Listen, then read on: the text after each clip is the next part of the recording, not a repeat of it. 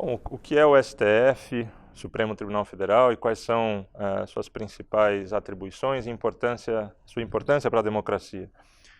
O STF ele é um tribunal já de longa história. Ele nasce em 1890, um pouquinho antes até da Constituição de 1891, portanto nasce no bojo da Proclamação da República, como uma forma de criar um novo modelo de separação de poderes no Brasil, com a Proclamação da República, com a extinção do poder moderador que existia na monarquia. Portanto, é um órgão com 130 anos, que tem uma história pendular, conforme a história política brasileira, e 130 anos depois, e 7 constituições depois, claro que esse tribunal teve várias caras, vários modelos e um conjunto diferenciado de atribuições, mas eu acho que para nós hoje vale dizer sobre o que é o STF hoje, conforme a Constituição Brasileira de 88 o organiza. E o STF, na verdade, ele tem 3 caras, ele é 3 coisas ao mesmo tempo, para simplificar. O primeiro, ele é um tribunal de cúpula do Poder Judiciário. Ele tem a palavra final sobre todas as questões que o Judiciário decide, e como tribunal de cúpula, é possível alcançá-lo por via recursal, por meio de recursos. Então ele é uma espécie de 4ª instância do Judiciário brasileiro.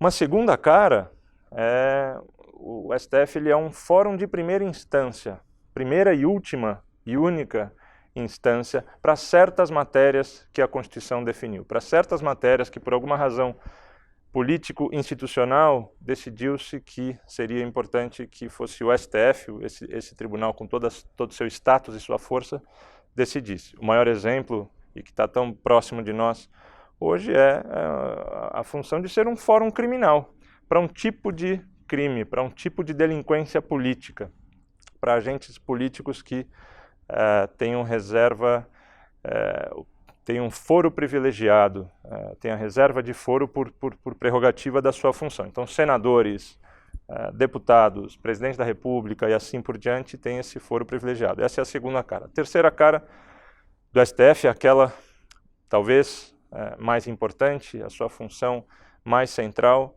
que é a função de Tribunal Constitucional. O Tribunal Constitucional é aquele que faz um controle de constitucionalidade das leis. Ele avalia se aquilo que o legislador produz é compatível com a Constituição. Então, em resumo, na combinação dessas 3 caras, eu acho que a gente pode dizer que o STF tem a função de ser o guardião da Constituição, o guardião da ordem constitucional, uma espécie de bússola ou farol do significado da Constituição no país. E nessa função de ser bússola, ele tem a incumbência, de um lado, de proteger direitos fundamentais, de modo contramajoritário, ou seja, contra as maiorias legislativas, e tem a função de moderação dos conflitos entre os poderes. Portanto, é o que a gente poderia chamar de um novo poder moderador, que ele veio a substituir em relação lá atrás, no seu nascimento, à separação de poderes do nosso regime imperial. Bom, quais são os problemas e quais são os impasses do STF na democracia brasileira? Eu acho que são de diversas ordens. Eu organizaria esses problemas pelo menos 3 categorias. Eu começaria por aqui. O primeiro deles é justamente essa acumulação de funções muito diferentes entre si. E essa acumulação ela pode gerar tensões e ser contraproducente, ela pode canibalizar a própria autoridade do STF. E isso acontece tanto do ponto de vista quantitativo, ou seja, pelo volume de casos e controvérsias que chegam na mesa do STF, que obrigam o STF a dar conta de maneira, às vezes, inadequada de casos dos muito simples aos muito complexos, mas também tem uma natureza qualitativa.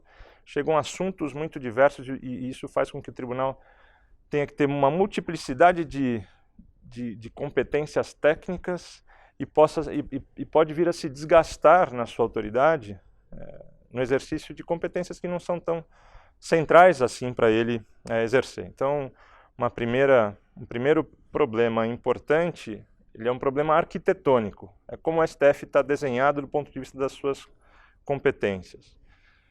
Um segundo problema, e é importante que a gente olhe, quem são os ministros nomeados para o Supremo Tribunal Federal.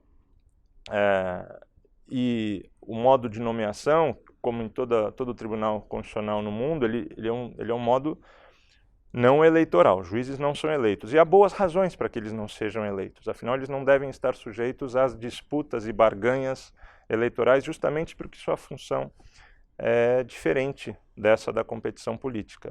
Eles têm que ser um anteparo contra o conflito político.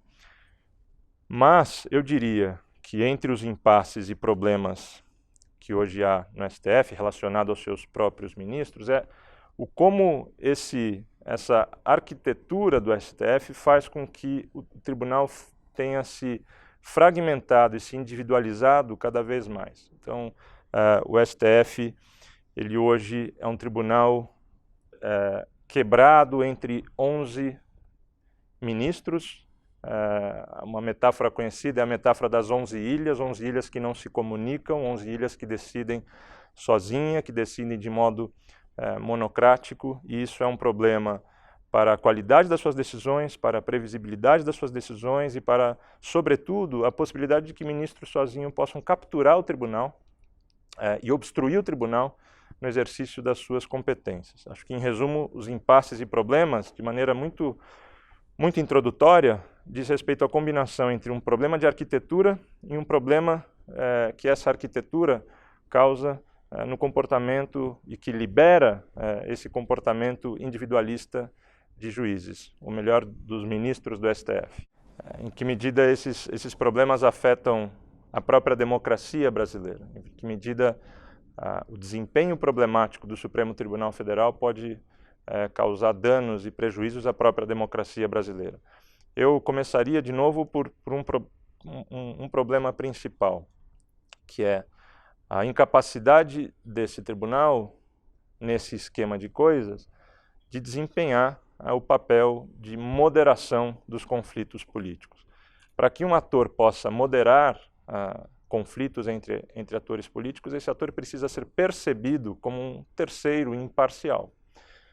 Precisa ser percebido, sobretudo, como um ator isento, capaz de avaliar argumentos jurídicos com sofisticação analítica, com isenção e com profundidade argumentativa. O STF, ao estar quebrado entre 11 ministros, ele acaba sendo refém dos jogos estratégicos desses 11 ministros.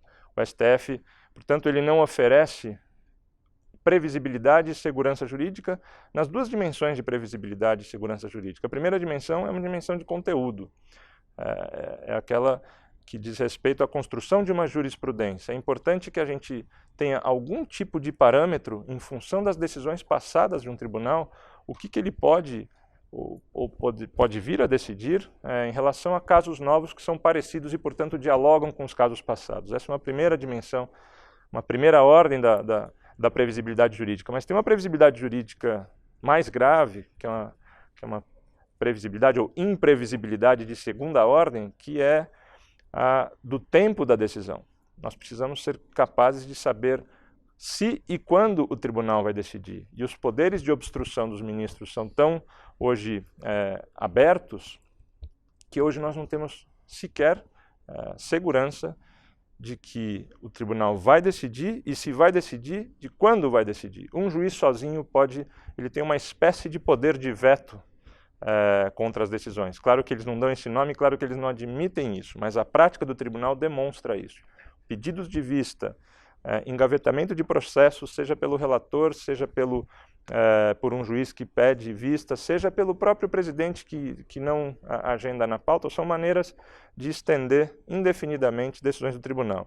Não é por outra razão que um caso no STF pode durar 20 horas ou 20 anos. Acho que esses números são eloquentes.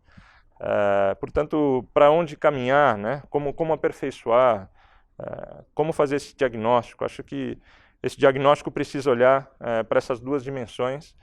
Uma, a dimensão de arquitetura, e nessa arquitetura há uma série de de mecanismos importantes a serem repensados e serem reformados, a começar por essa multiplicidade de funções que são muito contraproducentes no tribunal. E tem uma segunda dimensão, que não se reforma por meio de uma reforma legislativa, mas se reforma por meio da crítica, exposição e discussão pública, que é da ética judicial. O comportamento dos juízes também faz com que esse tribunal perca sua capacidade de exercer autoridade. Existe uma inter-relação entre o mau desenho e a ética judicial, por assim dizer, libertina, mas são duas dimensões que precisam ser observadas.